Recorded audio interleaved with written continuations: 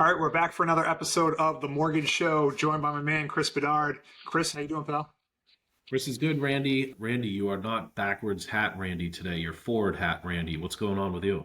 I don't know. I'm feeling like I want to just, be a little bit more professional today. So since we're not allowed to wear backwards hats at the golf club anymore, I'm trying to be better about this just in the rest of my life. I love it, Randy. You're definitely a rule follower, so I'm proud of you, buddy. I appreciate that. Speaking of golf, you played some golf in Canada this weekend? Yeah, it was a pretty cool experience. There's this course that has a parking lot that is on America's side.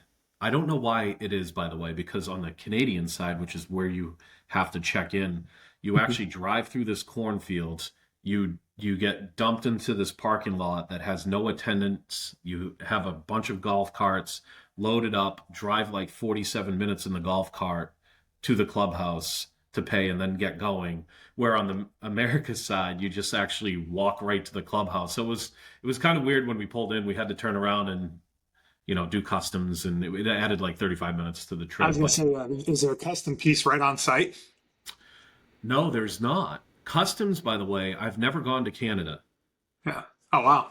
First Yeah, trip. that's my first time. I was on a snowmobile where we did this like dual run where if you look to the right, it's Canada. The trail we were on was America. But booze, they ask you about booze and weed, Yeah. and nobody searched anything. So Interesting. That's good, man. It looked like it was a great weekend for it. So hope it went well. I I guess I didn't look suspicious. Yeah. So yeah, man, you want to talk about some mortgages? Yeah, we have a lot to talk about. Let's do it. Yeah. Yeah, it's been a wild month. I feel like it's been forever since we done a podcast, but wild month, maybe 5, 6 weeks since we last recorded an episode. But a couple weeks ago, there was some momentum for rates to come down, which is pretty fun. They started to come down to, I think it was the lowest point in 3 years. So it puts us back in 2022. There's a lot of anticipation that the Federal Reserve is going to cut rates in their meeting last week, right? Last Wednesday. Yep. And they did by a quarter basis point or 25 basis points, I should say. And it's been fun, man. I mean, that whole side of things has been fun again. So from that point in 22 to the conversation today, sort of what happened in 22 where the rates were that low and why are they back now to match that 22 area? I guess really in the 22 area, that's before inflation started to really take off. And when inflation hits, interest rates have to go up. So we've had this environment with rates being in this, high sixes, sevens, mid sevens. They've tried Had to some hold eights on. too. Say again? Had some eights too. Oh my God. We originated some eights, didn't we? Yeah. So here we are, lower inflation. I would say stale economic news. Is that your temperature on it? Well, it seems like we've had some revisions down on some jobs reports over the past couple months, and I think that that's the sort of thing that is a clear sign that the economy is slowing down. So that also puts pressure on the Federal Reserve to cut interest rates. So correct me if I'm wrong, we were talking about this off air, but they said they were going to continue to cut interest rates, or it looked like they were going to continue cutting interest rates throughout the rest of the year. So I think that'd be a good sign for mortgage rates in the short term. Yeah, definitely. So we have 3 more meetings. They're anticipating, unless something changes, that they'll probably drop it again. They only did a quarter this last time. I'm going to be curious to see the next couple of months of economic reports to see if it's quarter, quarter, quarter, or if we mix in a half or 3 quarters. I don't know. I'm in this area and again, I've been terribly wrong with my economic predictions the last 4 years. I feel like I didn't even sit in this job the prior 18 years because really it was like riding a bike watching the economic cycles. The last 4 years have been something else. Everything that I've been wrong on the last couple of years, it seems like it's finally hitting, which is stale economic news, which is obvious, which is going to drive down mortgage rates. Mhm. Something that we should talk about is the difference between the mortgage rate and the Fed fund rate. Reiterate that because there is a Let's do it. difference. Yeah. So someone reached out to me on Wednesday and said, hey, mortgage points down by 0.25%. Like, no, it doesn't work like that. So how does it work? So Randy's a bank, Chris is a bank. This is the Fed fund rate is the suggested interest rate that Randy and I should lend to each other that we would then turn around and lend out to the consumer. So stale economic news. So this is similar to the mortgage rates. But when you have stale economic news, the consumer sort of is not spending as much. How do you spur activity on the consumer side? You lower the Fed fund rate. That affects car loans, PCLs, personal credit lines, home equity line of credits. Now that's a second mortgage. That's not a mortgage. Geez, what else, Randy? What else is attached? Credit cards, car loans, stuff like that. Yeah, pretty much everything but mortgages. Yeah, basically, yeah. Mhm. So the Fed run funds rate goes down, and actually, since it did go down, we actually had a little bit of a push up of mortgage interest rates.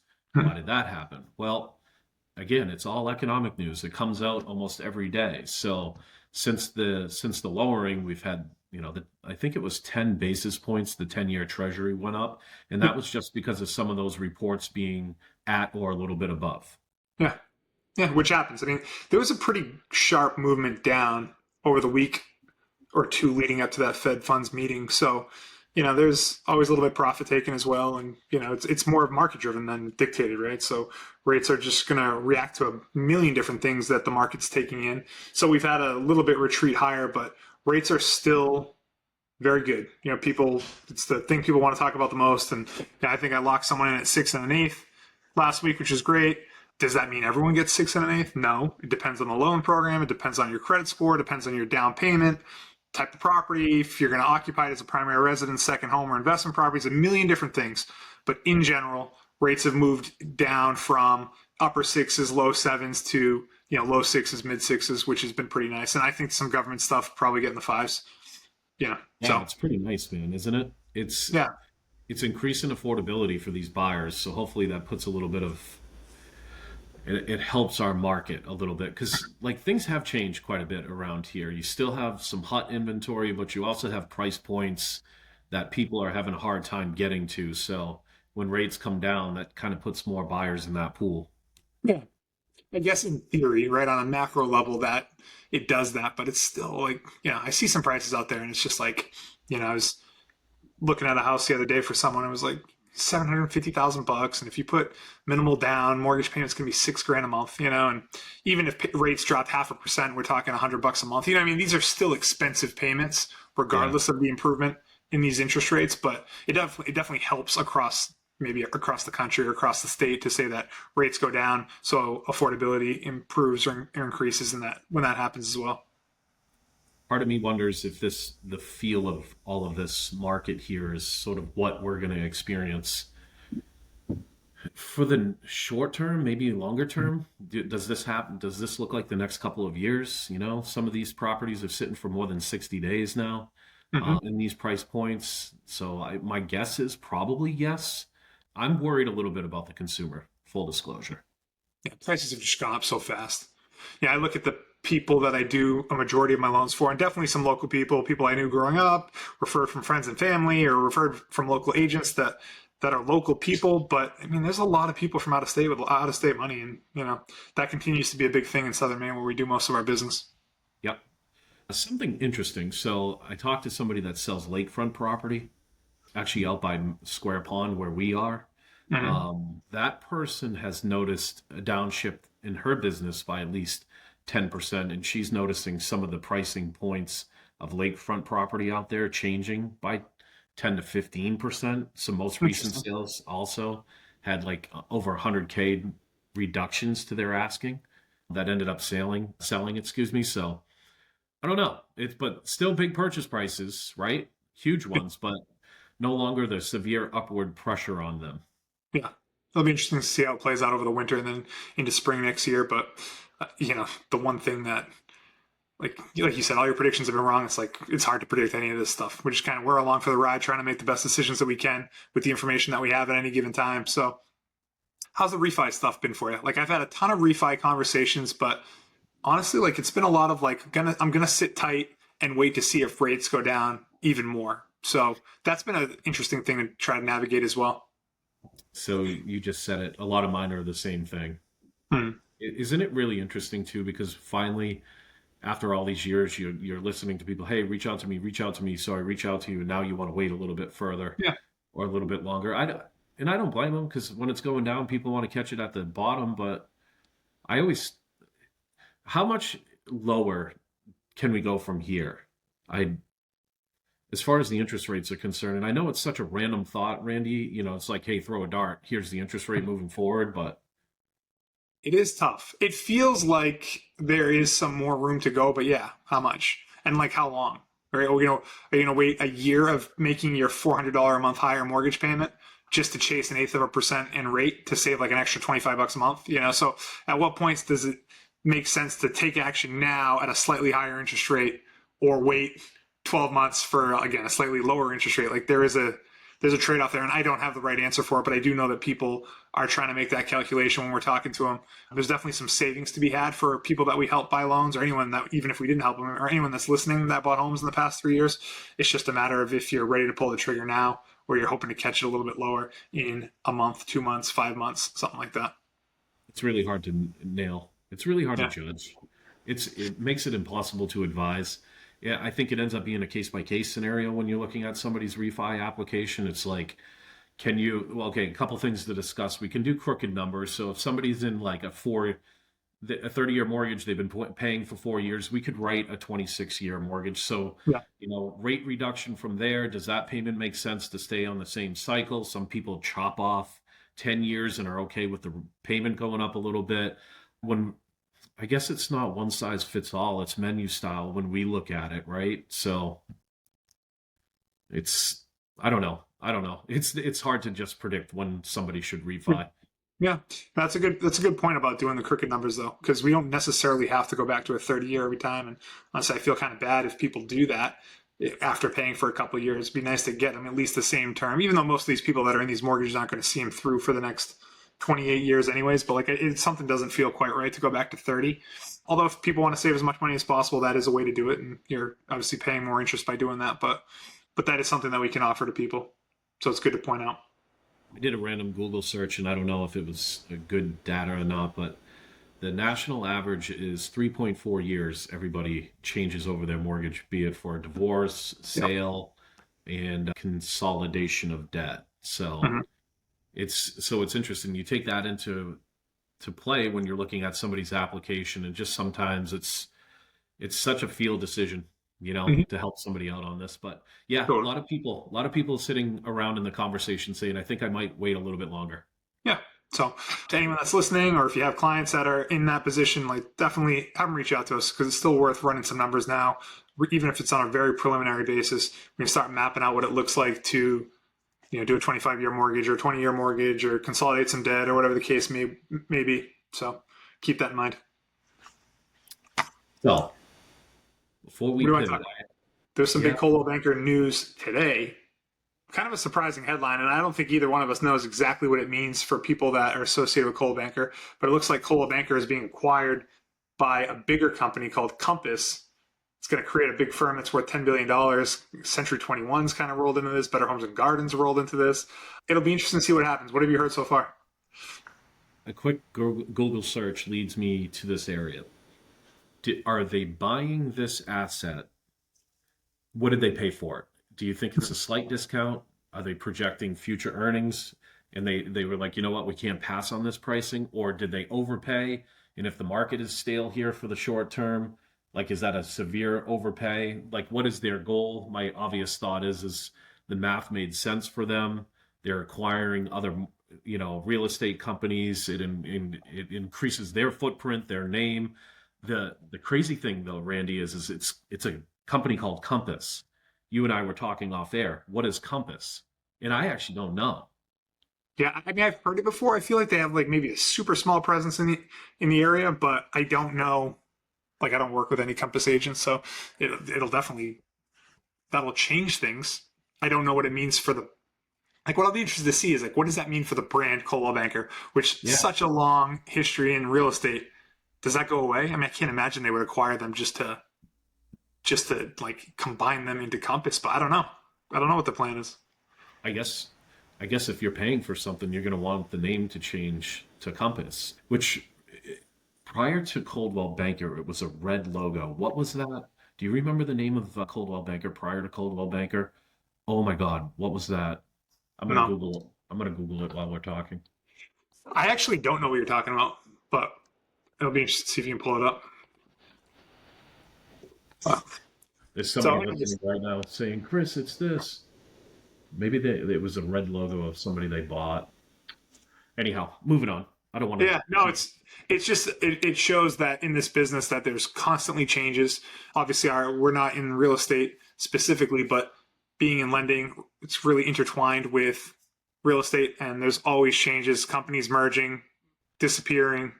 People coming and going from all these different companies. So just another day, just another acquisition. So it is what it is. But it was pretty big news that kind of came out right before we started recording.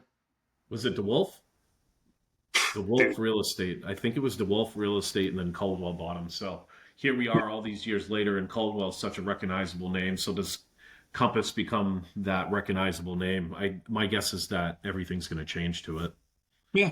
Well, we'll see. Although, again, Coldwell Banker has been around for so long and has such a history, it just seems like that's worth something. I don't know.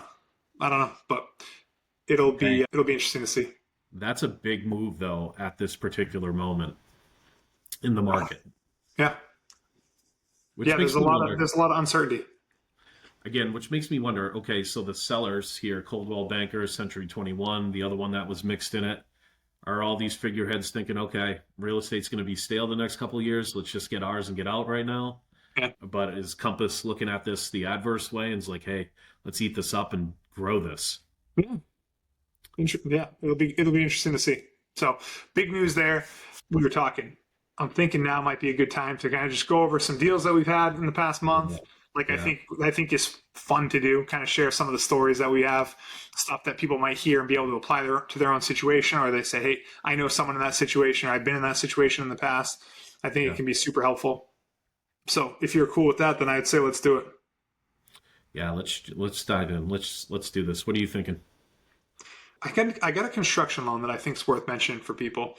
Construction loans aren't always, you have to build a new house on a piece of land. It's in this case, borrowers are buying a house that doesn't have a certificate of occupancy because it's mostly down to the studs. So we can come in, and it's not a renovation loan in this case. We're actually doing a construction loan, and we are going through that process. They're working with a general contractor, bidding out all that work. We're going to take that number. We're going to build it into the loan. They're going to do just the minimum that needs to be done to get the property to get a certificate of occupancy. And then, then we'll end up having to do a refi. So it really ends up being two transactions, but it's the only way to finance something like this when it's in the state that it is. Like regular conventional financing, they want a house that is complete and marketable, meaning that if we're gonna do a conventional loan on a property, and then that borrower doesn't make one payment, and then the company has to absorb that mortgage, they can turn around and put it on the market and sell it to the maximum amount of buyers. If we did that on a home that's in disrepair, like we would not be able to sell it. That's why we don't do conventional loans on those properties. It has to be something like this. So it's a great transaction. I mean, it's going to end up being a $1.3 million home when it's all said and done. So, but That's anyways, nice. it fit That's in this nice. case. Good job with that, dude. So one that I continue to swim in this non-QM pond pretty regularly, actually, and I don't even know why I am, but I just closed a person that owns a food truck. They were looking for an investment property, and I've been talking about this quite a bit, and it's making me realize that these particular mortgage products, they're going to become sort of old hat after a while, but right now, how exotic it feels is Mhm. making me sort of reiterate a lot of this stuff. And one thing that I wanted to mention is it was a 3 unit that they were looking to buy, 3 or 4 unit. They found a 3 unit. We used the gross market rents determined by the appraiser inside of the appraisal report. So you could do it two ways. You could do the gross monthly, or you could do an Airbnb comp. So Airbnb comps are for properties that sort of makes sense, in town by something large like a stadium or something, or a lakefront property, or maybe it's a house close to an executive golf course, something crazy like that. So you could do monthly Airbnbs, you could do a monthly rent comp. But anyhow, yeah, this DSCR loan, add up the gross rents as long as it's greater than the proposed principal, interest, taxes, and insurance. I got that person a loan, and it was really easy. I mean, Yeah. 20% down. They had the FICO score. We're not qualifying them based off of their finances. It's being qualified off of the property. It's great that you mentioned it. So I had two that were supposed to close, and these are two that I would want to mention.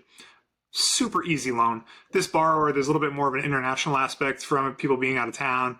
So the documentation of the assets was a little bit trickier than most, but like very straightforward loan. It's all the things you said. But I bring this loan up because it was supposed to close on two of them. I had two different properties, same borrower, closing on Friday. Clear to close for a few days.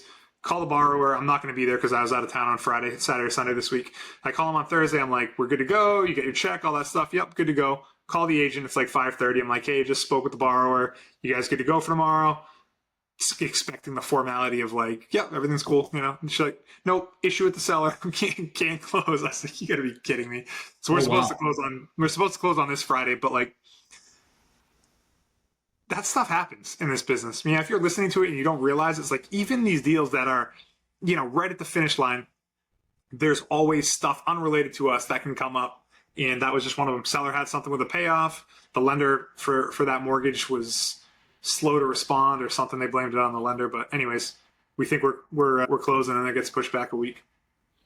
I haven't seen one of these in quite a while, but 2017 through probably 14, we had an innumerable amount of transactions based off of short sales or foreclosures, stuff like that.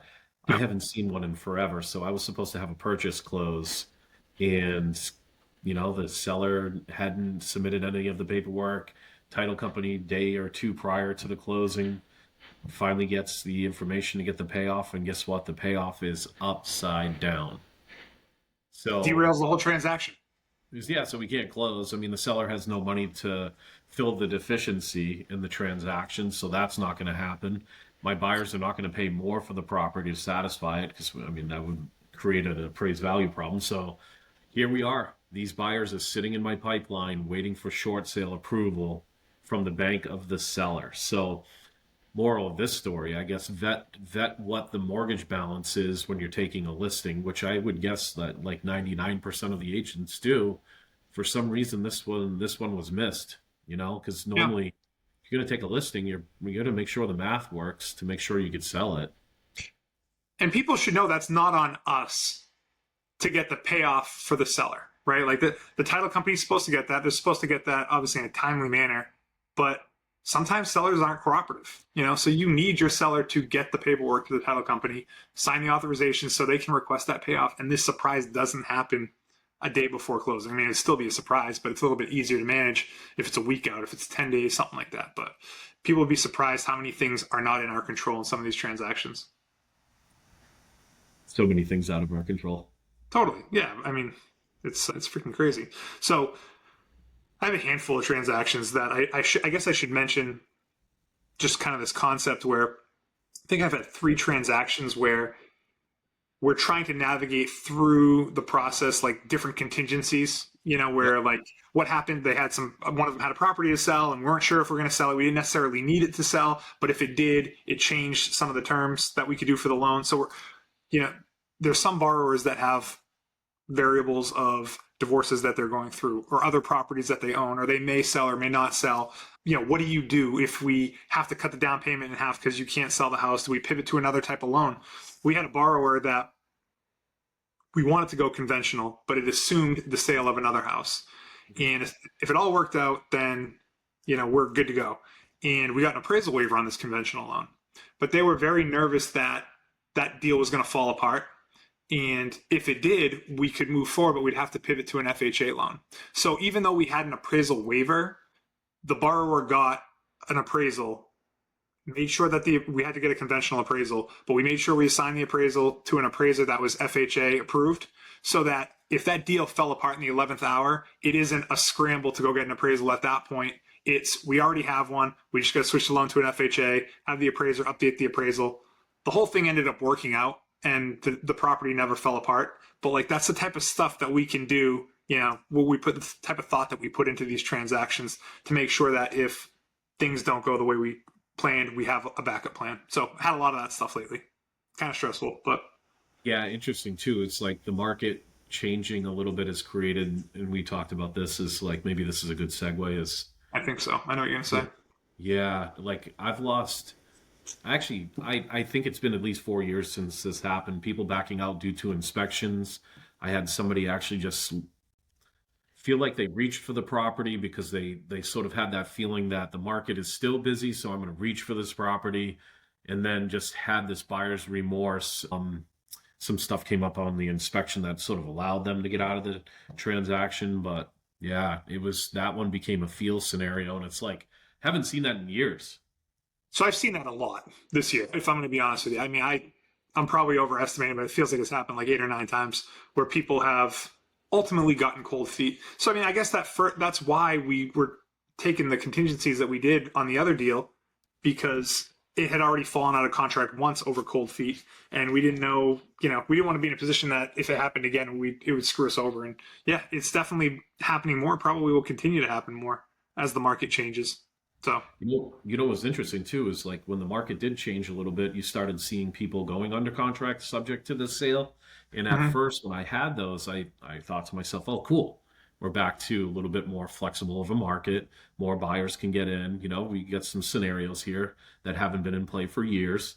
So that has actually turned into worst case scenario the last couple months for me. I've had some buyers under contract that just their house did not go under, so they didn't meet that timeline, and those transactions canceled. That's a gut punch. Yeah, That's a that's a yeah. gut punch, man. I've been there too. It's not fun. I had one that was delayed a whole month because of it, and it's not fun to do all that work, have the borrower be super excited, and then seller ends up not being able to find a house. What a fun Yeah. job we have. It is fun. It's definitely like keeps you on your toes. I'm looking at a bunch of names of people that I've closed in the past couple months. It's fun. I mean, it's definitely fulfilling in a way to help people buy homes and stuff. It just comes with a little bit of stress sometimes. A little bit. But what else you got, Beds? I mean, we're a half hour in, dude. I don't have too much more to talk about. I mean, big thing was rates, that Compass news, talk about some deals that we had going on that might help people relate to the things that we're doing for people. I don't know if you have other things you want to share, if you just want to call it good there. You know what? You batted lead off with asking me how my weekend was, and I rudely did not ask you. How have you been lately? Oh, Bets, thanks for asking. Yep. Went to Moosehead Lake on Saturday or on Yep. Friday, like I was saying, and it was freaking awesome, dude. We had a beautiful weekend. That helps. Super comfortable weekend. Did some overlanding, which if you listen to some other podcasts of mine, that's just kind of like trail riding with the Jeeps. Had a bunch of people there. Beautiful campsite right on the lake, so we were able to tent. And the thing that strikes me, dude, and did you stay in Canada? Or did you guys stay up north? We just played golf, and then we went to Mars Hill after. Okay, cool. Where's Marcel? Pretty much center right up at the tip of the state. Okay. So the reason I say this is because I was just blown away looking at the sky. And I always am when I'm in these situations of being like away from everything and you don't have the light pollution, even in town, Biddeford Saco. I mean, you don't think of this as being like this light pollution scenario, but dude, when you're on Moosehead and you look up at the sky, you see a gazillion stars. And it was beautiful, man. So we really enjoyed that. Did And you did you use Skyview by any chance? I had terrible reception. Oh, So that sucks. which is a whole other thing that we could talk about on the podcast. Very busy weekend for people reaching out, and I did not I had a hard time navigating that with having very bad cell phone reception. So, but the Skyview thing's legit, dude. But I mean, Big Dipper is clear as day. Orion's Belt, clear as day. Like you can see some things that you've seen over the years, like very, very clearly. That's awesome. So it's been good to get away, it seems like. I want to make this quick statement that I sort of have overlooked over the years because we just went to London and Ireland. London is insanely busy, but you see everything that you've ever seen or learned about London. We did a two bus trip thing, the double decker buses, and it Yep. was awesome. So it was like one of those things where you travel to be around a bunch of busyness, which as I'm getting older, I don't like that. Yeah. But to tie into your thought about the sky and stuff, when I was in Ireland, everything is like a postal stamp. It's like a beautiful photo, a beautiful picture. I actually spent a decent amount of time sort of like de-stressing and actually looking at the world, which was totally different for me because you're always so buried in your phone. You're always worried about where your next loan's coming from. It was nice to downshift for once and see something beautiful. Dude, that But was a good 10-day vacation for you. If I oh, awesome. remember. Yeah. Good for you. Good for you, Thank you. dude. I got to get out there sometime. London, Ireland, never been. Tara's been to Ireland, but it's on the list of places to go to. Dude, me and you've been busy lately with stuff. Because I was in South Carolina the week before, and then this Moosehead stuff. It's like, look forward to chilling out, which I don't know when that'll even happen, but it's been nuts. Well, yeah, you've got all kinds of sports coming. All kinds of sports coming. I got a bunch of stuff. I'm sure we'll talk about it on the pod too at some point. But yeah, dude, settled in though. We're in the office. We're cranking out loans. So if you guys need anything, definitely reach out. We're happy to help. Thanks for listening, everyone. Catch you next time.